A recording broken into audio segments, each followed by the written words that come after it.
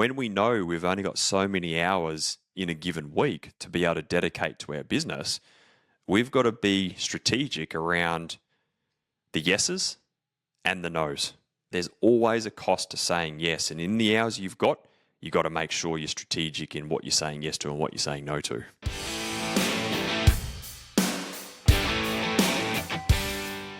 Hey everyone, Rob Crop and Dan Stones here from Pravar Group, and welcome back to another episode of The Trade, Dan. Good to have you back, Dan. How are you? Good to be back. Always good. Thank you, Rob. Hello, everyone. Looking forward to today's topic. I like this topic. It's a simple one. It's a subtle one, but there's some really big changes I can think of in client land that have been huge on the back of this one little shift we're going to share with everyone today. So what we're talking about is yes and the cost of saying yes. And most tradies don't get into business and don't become yes people because they're pushovers. They do it. So I'll say that again. You got into it because you genuinely want to help. You're a service business. The clue's in the title. You want to solve problems. You want to be reliable. You want to be responsive. You're the person who delivers. That's what gets you out of the ground. These are all good intentions. But unfortunately, the good intentions don't protect you from bad outcomes. Because every time you do say yes, as you said at the top, you're saying no to something else, whether you realize it or not. And unfortunately, after so much practice, most tradies forget that they're doing it automatically and that there is a consideration or a decision to be made. So hopefully today we're going to break down some of this and talk around what that cost is. So really important topic. And I think the starting point for us today, Rob, is really why we become yes people in the first place. Yes people is coming from a place of good intentions. I think that's the place where to start, because it's sure there's sometimes you might say yes out of fear or guilt or whatever it is. There's an element of that, or fear of loss, or you feel guilty so you say yes to because it's an obligation. I think there's definitely a component of it there. Most people say yes because it's definitely coming from a good place. It's a good intention around wanting to be that person who does certain things and be of service, for sure. Yeah, it's the want to contribute something positive, something valuable to the world, to the business, to the organization, to the lives of your customers, whatever it is. That's what we mean by positive intention.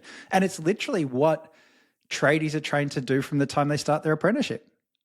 They are. And let's go back to the nature of being a business. Being in business is there to be of service, to add value and solve problems and fix things. So most people say yes because they really want to help. That's the first one. That's the first good intention that most tradies, the reason why they say yes. And so it's coming from a good place. It's coming from a good place inside of somewhere. It's like, yeah, I can help that. And whether it's you got something to prove, whether it's you really got a mate in business, you might be a Sparky wanting to help one of your builders and he's a mate, and you know that if you do something, you've got a few creds in the bank for next time he needs to ask a favour or you need to ask a favour. So most people do it because they genuinely want to help and they feel like it's the right thing to do at the right time.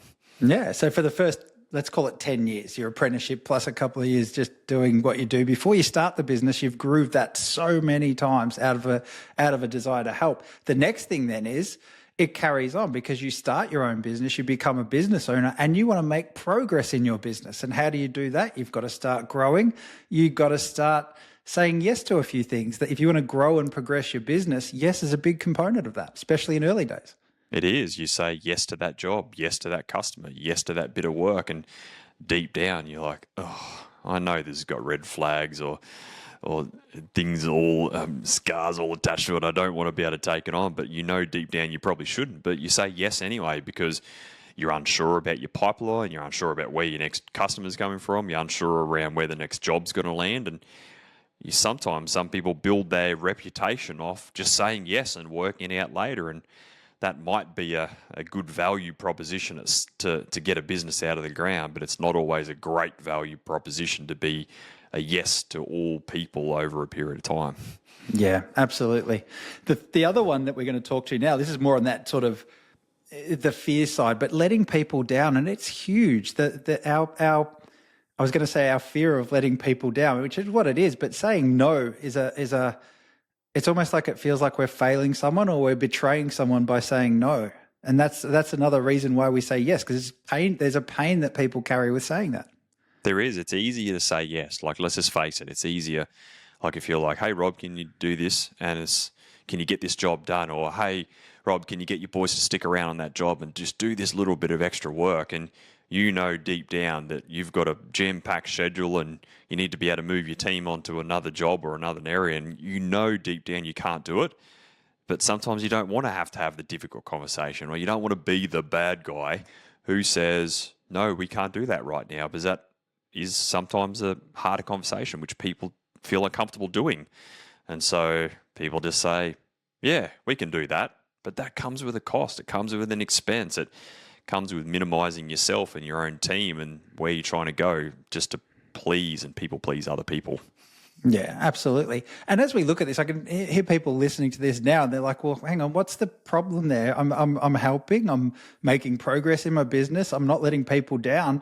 And you're right. It's not that those motivations are wrong in any capacity, but what we're saying is it can become really dangerous when it's out of balance. When you're saying yes to everything without any consideration, and you're unable to say no. That's really the distinction we can make at this point.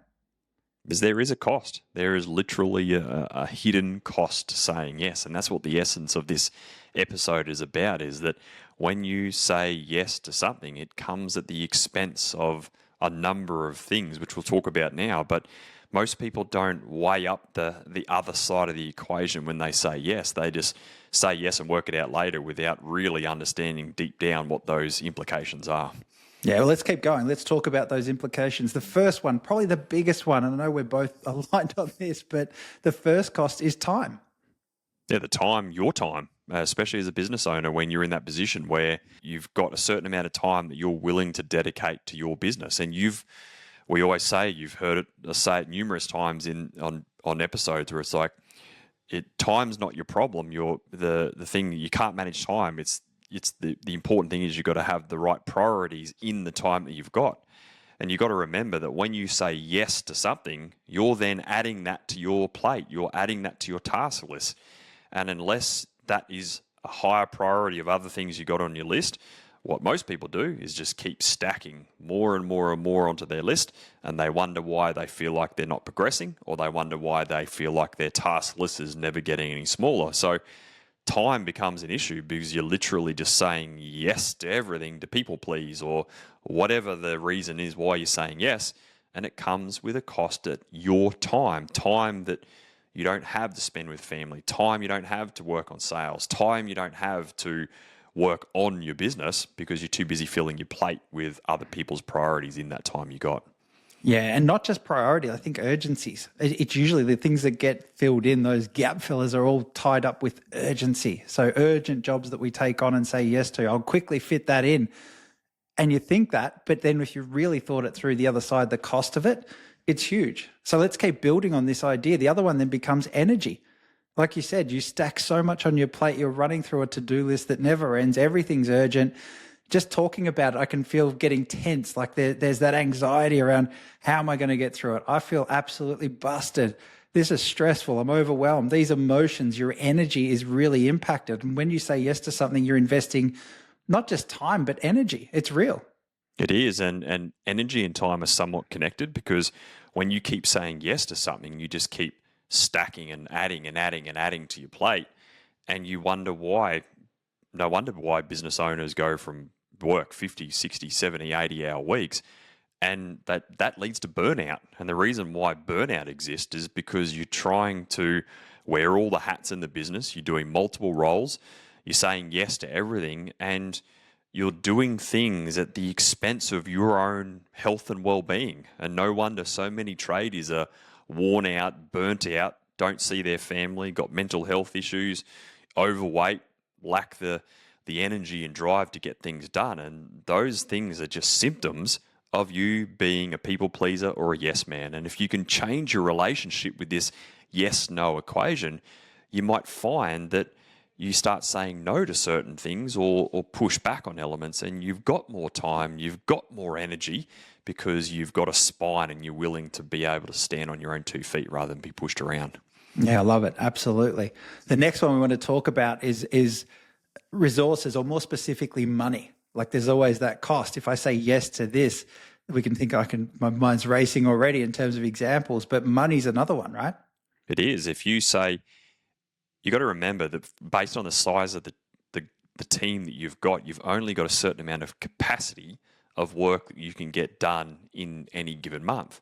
And so when you say yes to a job, you're inadvertently saying no to others. Like if you've only got the capacity to do 100 grand months and you fill that ground crew with $100,000 of work, assuming you can't keep growing and adding more ground crew in, then that's your limit. And if you say yes to a whole heap, if you drop your pants on a whole heap of work to get work across the line and it's lower margin work, then you are inadvertently saying yes to low margin work at the expense of other work, which could be higher margin work. And that comes at a cost. It comes with eroding margin and eroding your bottom line. So there is absolutely a monetary or financial impact of saying yes to certain decisions in your business. Absolutely. One of my favorite examples when we do this is talking about money is the idea of discounting. When you say yes to a discount and everyone sort of goes, well, I won the job. Did you have to give up a bit? Yeah, I did. What did it cost you? What do you mean? I just discounted a bit. We had a bit on it. It's okay. But when you really add that up, discounting is a key symptom of saying yes and not being able to say no. And when you do it, it carries a cost straight away in terms of money. It is. Or if you say yes to you taking on someone else's priority and that means that you don't have time to do business development, there's a cost of your future pipeline of not filling it with extra work. So it may not be an implication of the financial implication right now, whether it's a low value job or a discount in your current pipeline. It could be a cost in the future because you're saying yes to low value tasks at the expense of and you're really saying no to business development and making improvements in the long run, which is going to bet for the betterment of the business. So it's not always an immediate impact. It can be a future impact based on the decision that you make today, whether it's a yes/no decision. Yeah, absolutely. All right, let's talk one more, and it's a massive one, is family. The cost to family of you saying yes, and this comes up for business owners all the time. It is. Let's face it, like running a business it takes sacrifice. You have to go over and above. There's deadlines to meet, there's jobs to get done, there's customers to serve, and this is why you're taking on a business, because you want that responsibility. You want the reward from the business, but it also comes with the responsibility. And your team probably aren't going to step up and go over and above, or not all of them anyway. But in the end of the day, the job has to get done. And that means that when you keep saying yes and yes and yes and yes to things, it's definitely going to have an expense to presence and time and your own health and well-being in the presence that you can have with your family, because keep saying yes to business, obviously something over here has to give. And for most business owners, they say they're doing it for the family, but the family are the ones that suffer.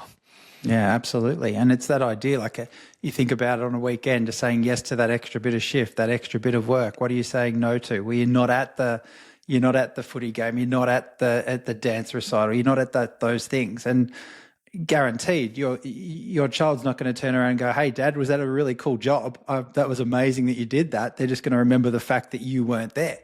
So it comes at a real cost, and those knock-ons are real, and you've got to really weigh that up when you're saying yes to things out of that compulsion to say yes or that inability to say no. So that's a real cost. It is, and most businessmen have this either-or mentality, whether it's either a great business and make money or be a great family man. That's their mentality. It's either-or, and they see that as a trade-off when it doesn't have to be.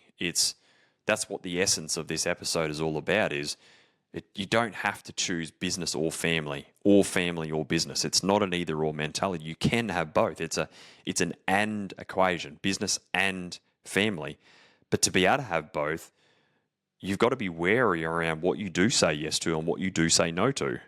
And you can still say yes, but it doesn't have to be you doing it. You could delegate that through to someone else into your team. So it's not that you say no, that you can't do it. It could be a yes, we can do that, but this is the best person to do it. And so this whole episode is getting you to understand your relationship with yes and no, and understanding the cost of saying yes.